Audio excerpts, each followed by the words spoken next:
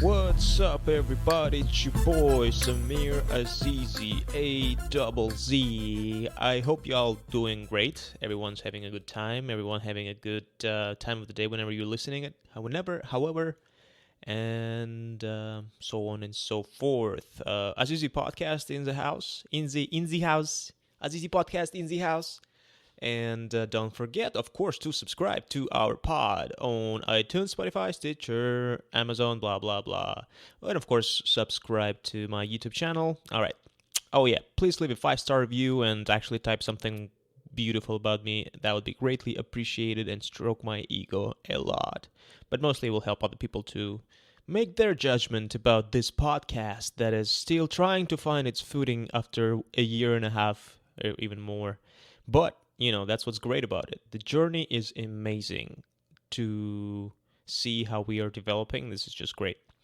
Anyways, it's been a tough week. The boxer that I was helping to promote, via my interviews, via clips on YouTube, and helping to promote with the Tom Loeffler, Serhii Bohachuk, did not win his last fight last Thursday, and that's very devastating. That's very sad, and it's basically it. It's something for me, and I already, I know that Serhii's gonna be back. He's a great fighter. I already talked to him, and he said like, I'm like, hey, so how are you doing? What's on the agenda? He's like, yeah, just gonna, see the doctor just to make sure that everything's fine, and then I'm back to training. I'm gonna be back to training. He's back training, ladies and gentlemen. So he knows he needs to do what he needs to do. His mentality is still there. So I'm hopeful for Serhii Bohachuk. I'm not worried about him. If anything, because I was reflecting about the loss, because being on the winning side for the most part of my boxing journey, being following a lot Triple G, for example, and working for him as well. It's just like it's another perception now, being on the other end of the stick, and I feel like I think it might be in my very weird and random boxing journey. It's might be actually the most important lesson that I've learned last Thursday, and it's pretty much the fact that hey, sometimes these things happen, and that's why it's a sport, because sport is about losers and winners. So yeah, so and it was weird because it's not just Serhii who didn't get the win, but it's also us, right? It was interesting feeling. It was interesting to be on that side where you can like go through Twitter and you can see all those things. I'm not gonna dive into like people or whatever, but it's just like, oh, okay, they're speaking about us. Some people are happy, some people are expressing their concern and all of that. So, but it was like, oh, okay, so that's how it feels. And I'm not trying to claim that I'm having the same sway or whatever as Serhii or Tom Loeffler, but I was very involved, and I do feel bad about it. But in the same way, I was like, this is a necessary evil. This is something that I have to feel to truly understand what boxing is about. And not just what boxing is about from the sports perspective or from the health perspective, but also what boxing is about from the promotional perspective, from business perspective, right? What is this? Why are we here? How are we making money here? That was my main question in boxing in general. I never claimed to be some hardcore boxing junkie, but I am a hardcore boxing or hardcore box. Well, how to say hardcore business person, right? I want to see how the sausage is made. I want to see what's behind the scenes. I want to see how it's done. And thanks to Tom Loeffler, who sort of took me under his wing and trusted me, and he showed me behind the scenes. He showed me how he operates, right? Because he showed me like what he does. That was very educational, and I will be forever grateful to him, and I hope we'll do this again. But I learned so much over this, I would say, since 2018, when this journey started. But overall, it's also the opportunity. He opened the door for me to speak to Manny Robles for an extensive period of time, to speak to Serhii Bohachuk, and and of course access to Team Triple G and all. But overall, I was trying to bring as much value as possible, and I hope I definitely, like, I hope I succeeded at that. but it was definitely like a great journey, and a lot of lessons were learned, and I also learned about the ratings. I learned about production, a lot of promotion, sponsorships. Like this is basically like an MBA class, like an MBA internship, pretty much. So that was pretty awesome, and I hope we can do this more, and I hope we can do this better. And yeah, so I'm excited about what's to come. But also another highlight of this whole thing is that, of course, the thing that I've practiced a lot is just scheduling some meetings. Talking to journalists a lot. A lot of people know me as a translator, but it was fun to actually operate with the media. So it's something that it's fun to talk to people from different parts of the world who are also passionate about boxing.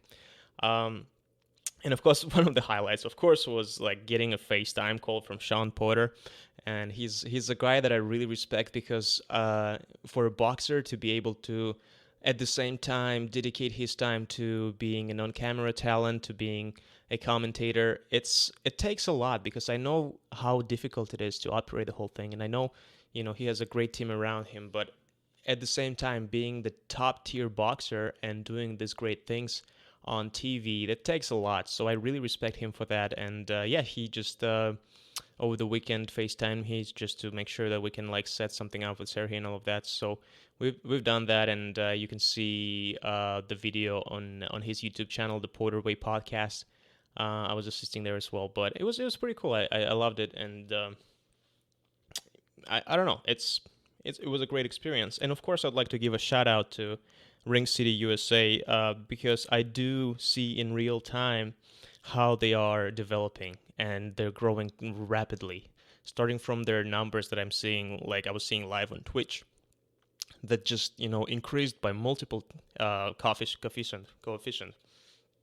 I think 10x or 20x viewership, but also their production quality, the vast improvement from the previous times, which also was good, but also the lighting, and of course the marketing of Ring City, the graphic design. It was very well done, very on brand. It started with just like I think a poster and some fonts at the beginning, but now I was able to see like everything from the Instagram posts, which were beautifully designed, to the videos. Shout out to Karan Bhatia for his production, for his interviews was really great, and for his hosting the event as well. Yeah, I mean, I feel like they're creating a very well packaged product. With their marketing, with their production, with their Twitch oriented stream. It was pretty cool to see Twitch, the whole Twitch thing, because if you're on Twitch and you're watching them do it, you could have seen them doing like everything behind the scene. Like you could have seen them practicing, you could have seen them behind the scenes and all of that. So that it was pretty awesome. It was a point when Karan was like he was practicing or like training. How do you say it? Rehearsing the questions and all of that. So it's a great insight on how everything works, and it's just so fascinating. But overall, shout out to Ring City USA for being a constant improvement, and good for NBC Sports for providing a platform to them, because I feel like they're definitely going far with what they have in store. But yeah, overall, great thing. I mean, if only it would be great if we just came out of that victorious. Then I would probably give shoutouts twice as much. But that's the thing, when you're on the losing end, it's just like you can't. It's a very interesting feeling. It's not often that I lose. Knock on wood. But maybe it's a problem. Like I should lose more, because I need to go through that. I need to see, and then I need to get up from that and go further. But it's like it's all of a sudden you observe yourself, right? You observe how you feel. You don't want to talk to people. I barely respond to people's text messages because I just can't. I can't type like, "Oh, it's okay, thank you." Like I just can't. It's just you just don't want to text to anyone, but you have to. You have to, because I mean, and by the way, not a lot of people text it, but still, it's nice that they do. But somehow, like you're just despising that for some reason. I don't know why. Because they are friends. They are people that I'm very good friends with and all that. But you just can't. You just can't. I don't know. it's just that weird feeling, but I guess it just comes with the territory, and this is where you have to, just be professional.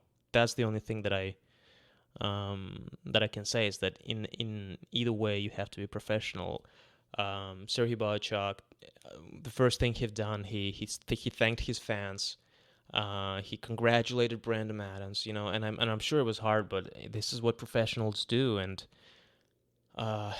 getting back, how do you say, in boxing, drawing board and yada yada. But the fact that I called Serhii, it's like, I'm going back to training. I know what I'm doing. I'm gonna reassess everything, and I'm training like as soon as possible. So he's not like there somewhere like trying to like gather up his thoughts. Nah, he knows what he needs to do. But anyway, so that was overall, that was a pretty cool experience. And also I was able to test a lot of things on my YouTube channel.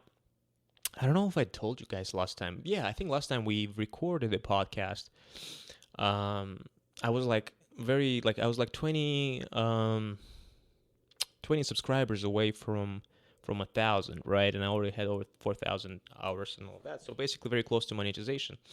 So it was fun. Like, when the monetization was available, I turned it on for some of the video. Oh, it was like Shavkat Rahimov and Caleb Plant, I think. No, Shavkat Rahimov for sure. And then Kanat Islam as well. And yeah, so I started like getting a little bit of ad revenue, and basically it amounted to 5 cents. I'm like, oh, okay. So this is what it is, right? So I was like, okay, that's not too much. You don't make money on YouTube, that's for sure. Like, unless you're doing this, like, unless you're doing something really, really valuable on YouTube, right? To get that audience. But I wasn't. I don't know. For me, it's funny because when I received that 5 cents, I didn't receive it. It just shows like, yo, like you have 5 cents. I was actually pretty happy. I was stoked. I'm like, I just freaking created 5 cents out of pure air by just doing what I love. Can you imagine? Can you imagine you're just doing your thing? You're just enjoying yourself, and all of a sudden that joy creates money. That's, I don't know. That's like I've had that thing once. Anyways, I'm not gonna like go into detail, but yeah, it's just so joyful to have money created out of your joy, out of the love that you for something that you do. Because I am enjoying doing the YouTube channel, I am enjoying doing the podcast, and all of a sudden there's like, oh, here's 5 cents out of sheer air because people just watched your thing. So I got excited. So it's like, all right, I'm gonna post it to my Instagram, right? So I screenshotted that 5 cent revenue, the projected 5 cent or whatever, and I posted it to my Instagram. By the way, follow me on Instagram at AZZADOUBLEZI, and same for everything else. For any other social networking, including Clubhouse. Oh, by the way, let's talk about Clubhouse. I'm gonna write this down right now. So yeah, I posted that, and it's funny because I forgot to reflect on that, how it looks from the outside, because I was excited, I was like, but I knew it's only 5 cents, so I was like ballin'. But like, it was interesting to see people kind of looked at me or like commented or didn't react, but like mostly like, oh, like, I don't know, like took pity a little bit, like it was some weird thing. So it's like, why do you even do it? Like, I think even my parents or someone, I don't know, I don't remember this, but it's just like, no one was really like excited, but because they don't know that it's not just like 5 cents for like work. It's just, I'm just doing what I'm always doing since like June 2019, but now there's 5 cents. Anyways, so but one friend actually was so happy for me, or at least, I mean, wasn't so happy. He was Russian. He's Russian friends, so we don't express happiness. It's just like, it's approval, right? So he's like, oh, that's awesome, And I was just trying to kind of like, just, I don't brag about it, but I was just saying what other people think. And he was like, that's pretty cool, because that's actually proving a concept. You've done it. You actually made money on something that you love. So the proof of concept is there. And I was like, Yura, his name's Yura, like, that's why you're my friend, man. That's why I hang out with you, because you understand what I'm thinking. The concept is there. The concept is there. It's just, it works. And all you need to do is just to scale. And again, I'm not gonna do any promises or anything. I'm just saying it's really interesting, and there's an interesting systems behind it, how you can develop it. But it's just I don't know. I was happy when he said it. I was happy because he understood that. So it meant that some people actually understand what it is about. But honestly, it sounds like I'm thinking about what other people think, but I'm not thinking. I'm just taking mental notes because overall, what matters is what I think. So right now I'm at $3.5, which is like 2 weeks later, by doing exactly the same thing. So imagine I'm not even gonna calculate how many percentages increase I from 5% go to $3.5. That's actually pretty significant, even though on the surface it's not. But like, calculate the percentage increase of the revenue growth, right? From 5 cents to $3.5. Just, I'm not going to calculate it for you, but if you're still listening, take your calculator and calculate the percentage increase, and you'll understand what scaling really is. Now take that percentage and apply it to $3.5. And then what you got from the result, right? With that, like, multiple, do it again and again, compound, and this is where you get scaling, right? So I don't know, it's pretty exciting. I'm patting myself on the shoulder because the concept is there for sure, and it's pretty cool. And again, we're talking about advertisements on YouTube. But what else I've learned about advertising on YouTube, right, is that, and it's kind of along the line of what I'm doing for my day job. It's about, cost per click or cost per view or, cost per mile and all of that. So basically, I'm driving a lot of subscription right now, and I guess ad viewers from Russia, Kazakhstan, Ukraine, Tajikistan, and all the stands and USSR former countries, right? Russian-speaking countries. So what I'm doing is I'm basically calling fights. I'm calling fights and talking about fights, and people really love it. They subscribe, they watch, they're not just like checking it out, they're retaining, they love what I do, so which is also pretty cool. But I can see their retention, and they're retaining for quite some time to actually watch what I do, and they come back and they say hi, and they ask me not to go away, like keep streaming. So it's fun, it's cool, it's working, right? But what I'm noticing is, like, I get thousands of views, but then I check the revenue and it's just pennies. It's pennies on the dollar, pennies on the dollar. So I was like, wow, okay, that's I don't know why I said on the dollar. I'm like, there's no investment there, but it's on the minute, I said.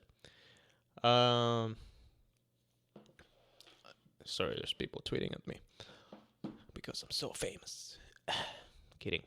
But I was like, what's happening here? And then I have a podcast with Michelle Joy Phelps, which is a great on-camera talent. She's a great journalist. She's a great person in general. So shout out to Michelle Joy Phelps. She was my podcast episode number 50. Check it out.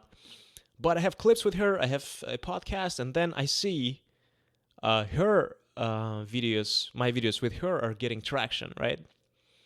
And I'm seeing the statistics, and her videos are being watched by large from in the United Kingdom.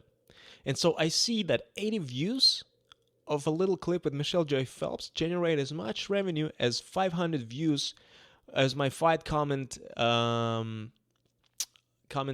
about Shavkat Rakhimov fight, right, in Russian. So 80 versus 500. That's how much sway Michelle Joy Phelps has, and that's how much. Well, mostly it's yes, of course, it's because people are interested in what Michelle Joy Phelps has to say, but also it's what kind of people, right? Where in the location. So it depends, the cost per view, cost per click, and all of that. It depends on where people are watching.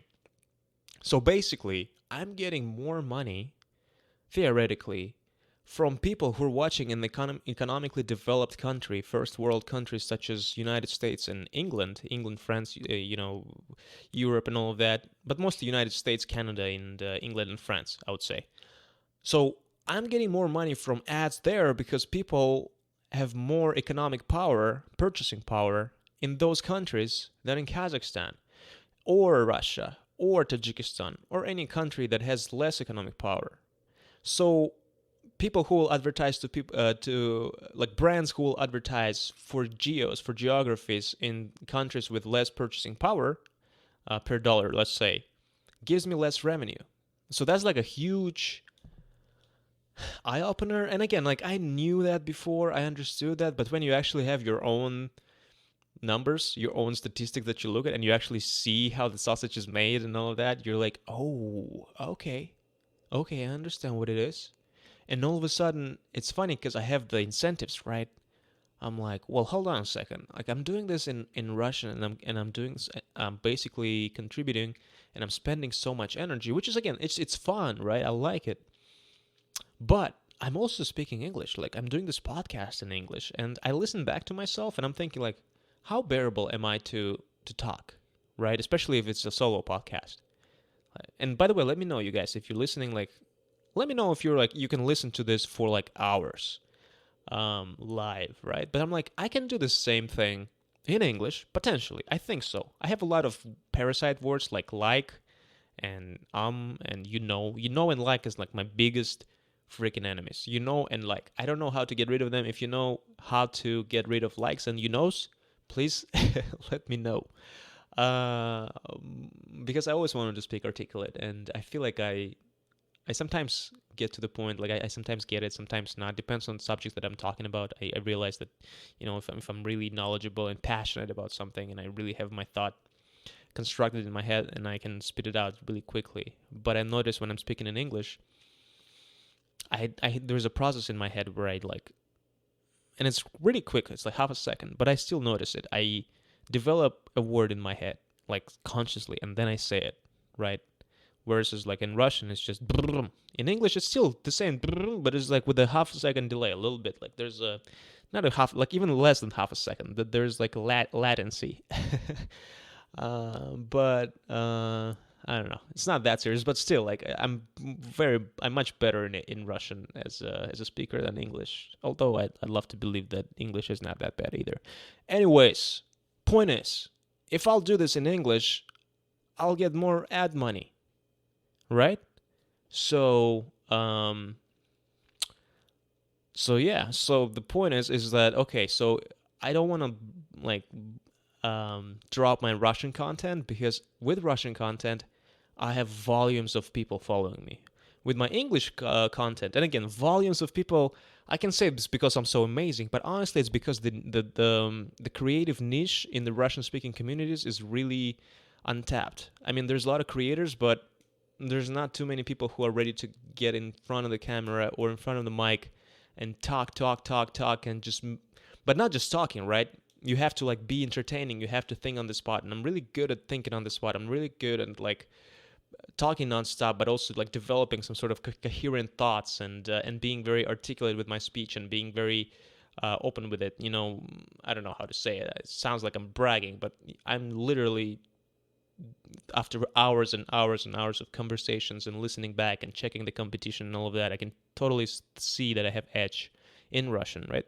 But I might have the same edge in English because, again, after 10 years or 11 years in this environment of English speaking, I can understand that I have edge against a lot of people in terms of how I speak as well. But the thing is, I don't know. I've never tested it yet. I've never did it. So there is a potential there to do content in English and go doing live streams and all of that, and see how this is going to affect the ad revenue.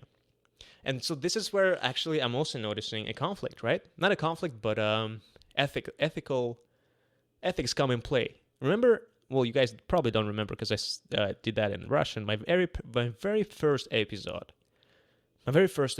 I was like, the only one rule of this podcast is that I am doing this to have fun. I am not doing this as a minuscule job like that I need to do or whatever, just so that it keeps going. I'm just enjoying myself, and I'm absolutely not boxing myself in any sort of frames. But here, it's funny. There's money in play. And again, when we say money, like right now, I'm talking 1 cent per video, 2 cents. So it's a game, right? It's an imaginary number. In my mind, I'm just adding 6 zeros under each to the right of each cent number, whatever, so that it's exciting, because that's how I see those numbers for me personally, even though no one else sees it. But here's where the ethics come in play, right? It's just, oh, so now I am being incentivized by monetary rewards. And all of a sudden, my brain is working. My gears are spinning. What else can I do? How can I get more views? Should I get the viral videos? How can I make viral videos? I need $1,000,000. And even if I'll get $1,000,000, excuse me. Well, yeah, $1,000,000 too, but 1,000,000 views. It's honestly like it's nothing. Like you'll get $1,000. Imagine 1,000,000 people watched your thing and you just get $1,000. So I mean, with the stats that I'm seeing right now, it might be better for like better quality videos or whatever. But you really have to make it on YouTube to make money, right? So it's mostly like sponsorships, I think, where it's at, or merch or something. But if you really want to get ads, dollars, like you have to do something interesting. You have to be something like so, and it's fine. It's a good challenge, and I'm not saying like this. I'm like something like I'm betting a house on this, but it's a fun challenge.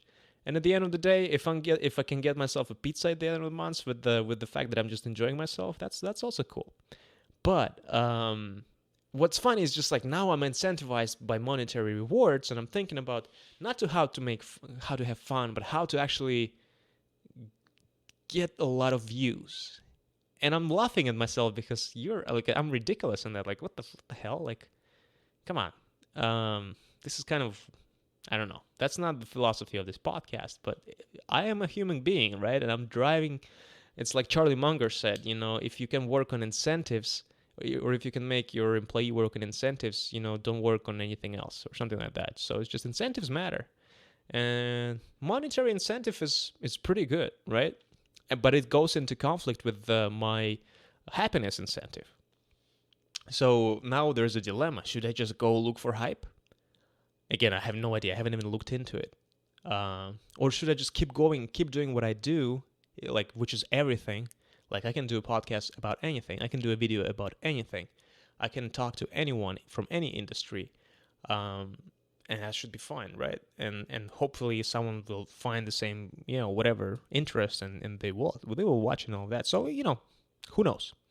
But that's what's happening right now with the YouTube channel. So in case you were wondering, and again, don't forget to subscribe, like all my videos, watch all the ads, don't skip them. Oh man, it's so easy to become a sellout. It's so easy. I think that's my point. As soon as money comes in play, that's what I'm like getting like, oh, like I'm feeling this weird vibrations in my brain like, oh, money, money, money, money, money. But then again, it's fun for the beginning, but then imagine you have to do some stupid videos just so you can get views. And then you just find yourself in that like, oh, I have to do it because otherwise no one's going to watch. That's what Gary Vee always say, like always just do what you do. Don't look at the views. Don't look at anything. Enjoy life. And that's what the philosophy of my podcast. But I guess what I'm saying is it's just interesting that it's not something you're just decisively like, I'm going to do stupid videos to get more views. It's just like in your brain, a trigger. It's like, I got to get more views so that I can get more money. So like, whatever. And it's like, it's involuntary feeling.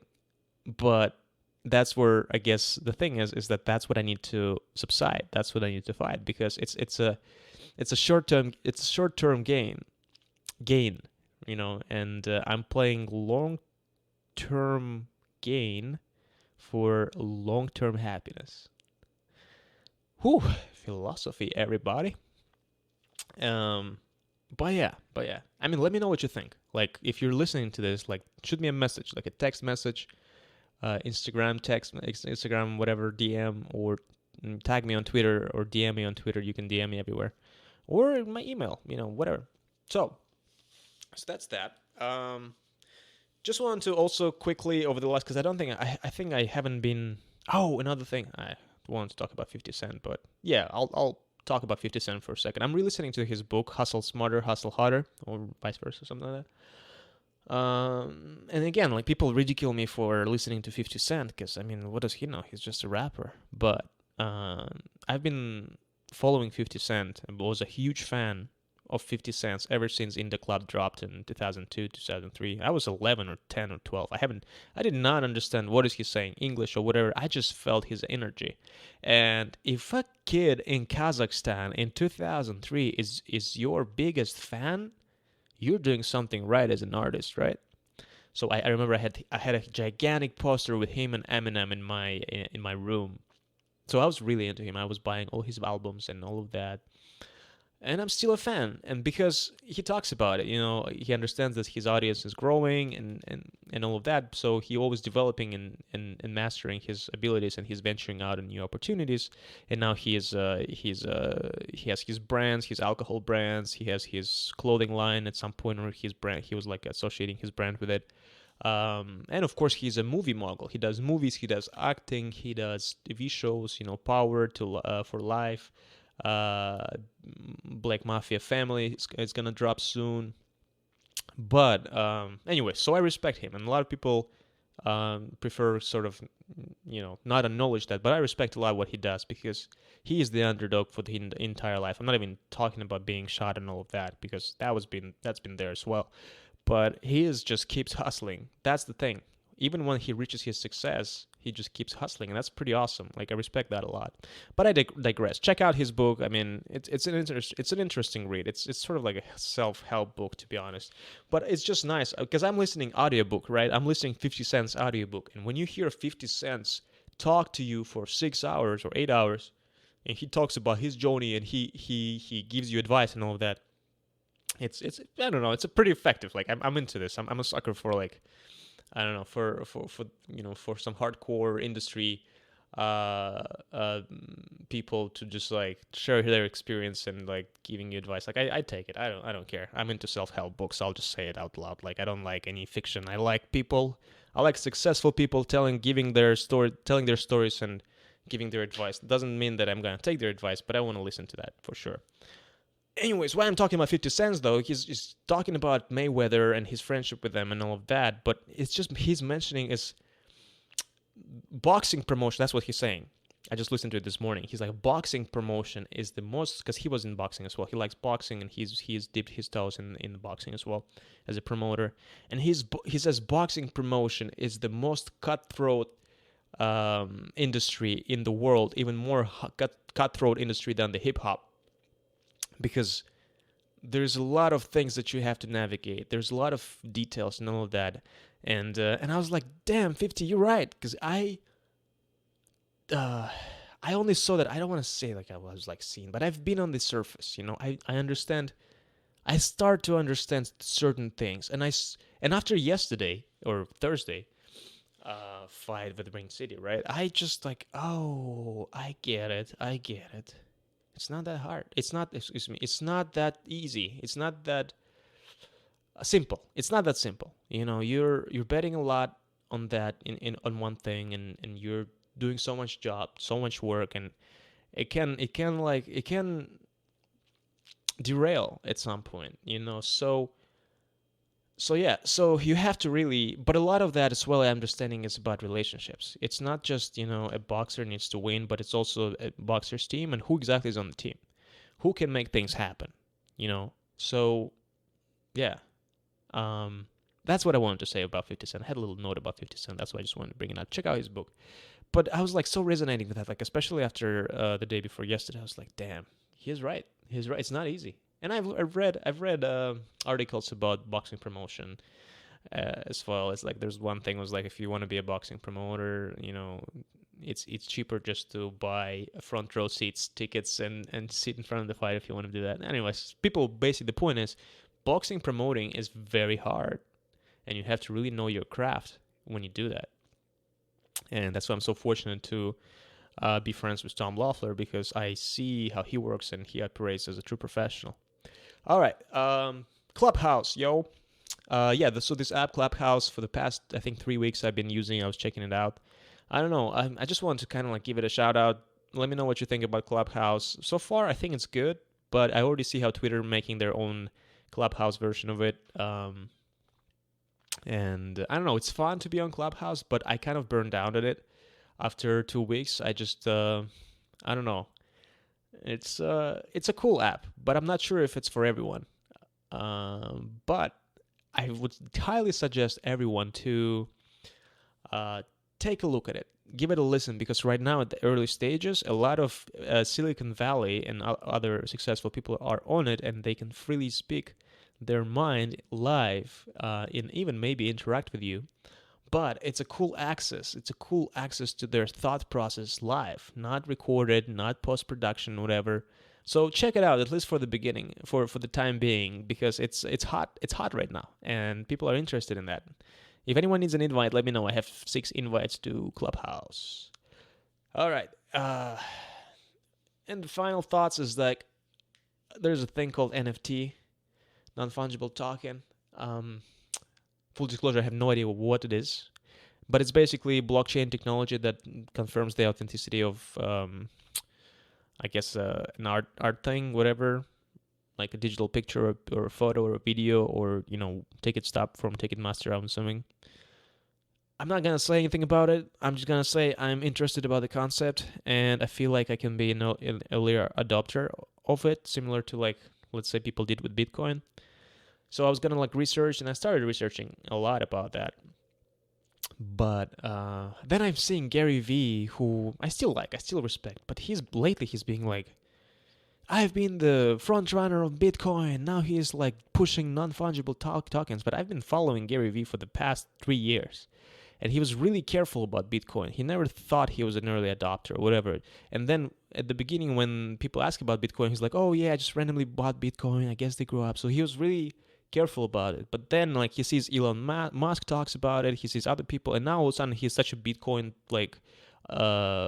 first adopter. He's like bragging how he bought Bitcoin like he did it himself. And I mean, more power to him, but I don't know, I just for some reason I'm spotting that he's just trying to stay on brand and stay on the topic and be trendy. So I don't know, I hope someone is advising him not to chase that thing.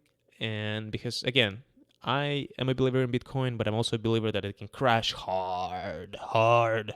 So, and I'm ready for that crash, But he's now talking about non-fungible tokens, and I'm like, man, I don't know. Everyone's now he's trying to bring it mainstream, and I'm thinking well, if he's gonna bring it mainstream, do I even need to get into this?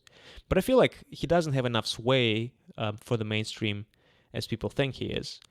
That's first. Again, huge respect to Gary Vee. Gary, if you're listening, I still respect you. I still like your videos and podcasts. Go. Let's do it. Come on to my podcast and let's do an interview together. No, I'm just kidding. But yeah, so he's still a cool guy. But I don't think he will be a factor in bringing it mainstream. And so overall, what I'm saying is that it's still worth looking into, and you guys look into it as well, because there might be a huge niche there. And again, I don't know. I have no idea, but might be. I will research, and if I'll find something interesting, I'll let you know. But I wanna see how it goes, because I have this idea okay, maybe I should create my own art. Maybe I should sell my podcast, because I have original copies of my podcast on my laptop. I never delete them. Maybe I can sell them as a non-fungible token, for collectors. Who knows? I don't know. I have no idea what else to tell you about that, but check it out. Look into it. If you're thinking Bitcoin, blah, blah, blah, I should have looked into it. That's where I'm in. I am going to look into non-fungible tokens. Again, I'm not sure what it is. I don't know if it makes you money or anything like that. I'm just thinking it is something. The concept of itself, being a digital file, but still being authentic and one of a kind, it's kind of mind-blowing. But at the same time, with the blockchain technology, it makes sense. And again, it's all about people believing in it. Honestly, my grandma doesn't give a banana. If this video is authentic video with the non-fungible token encrypted on it, or if this video is just a copy of another video, which is exactly visually the same copy, right? But for someone in Silicon Valley or whatever, they're like, oh my God, you have that authentic non-fungible token album for this artist? Someone actually dropped an album like that, NFT, some recently. Oh wow, and then they're gonna bet on it, buy money so that they can get status. Right? Life is about status. A lot of things are about status, and it's just people are just trying to find status anywhere. This freaking Clubhouse. cool app, cool idea, love it. But then there's like a bunch of groups that I'm in, and it's just like, oh, let's follow each other to get as much more followers. We need followers, followers, followers, followers. And I get it. Someone needs to market stuff, right? Someone needs this followership to like brand advertising and all that. But some just needs it for status. It's just a new thing, and they just have to grab all those followerships as soon as possible. Because why? Because status. So it's like Naval says, like play silly games to win, or like stupid games to buy to win stupid prizes. How do I say it? Play stupid games, win stupid prizes. I think that's what he says. Or I think maybe he quoted someone. I don't know. Check out his podcast too. But anyways, yeah, human nature is weird. But also like I'm understanding how not like some things are very straightforward with human nature and the incentives. Like I work in the industry right now that it's basically based on that, on human triggers, human motivation, and all of that. I'm not going to dive into it, but I'm just learning a lot right now in my life about who humans really are. Even myself, with the whole incentive to monetize, I'm like laughing at myself. Like, look at me, I'm just a human being.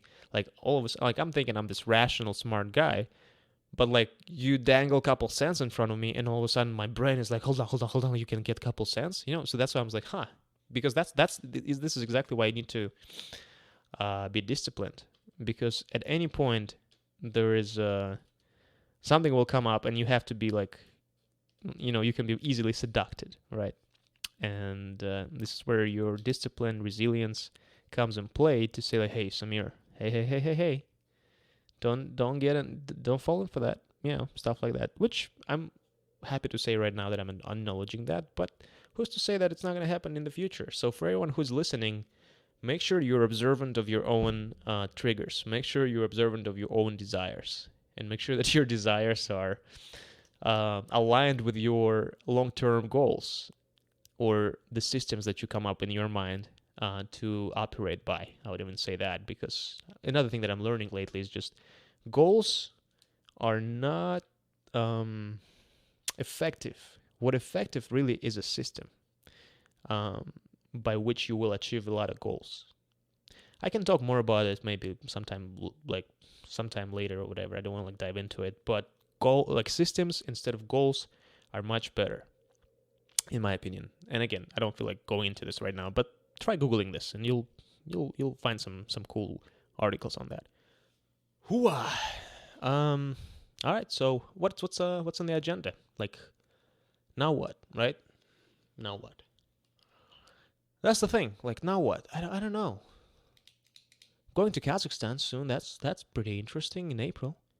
That should be fun. That should be might be even challenging. Who knows? It's it's not my first international travel if we're counting in America during this pandemic, but I'm going there, and I'm gonna go through like different countries, connecting planes, COVID. Probably gonna take a test.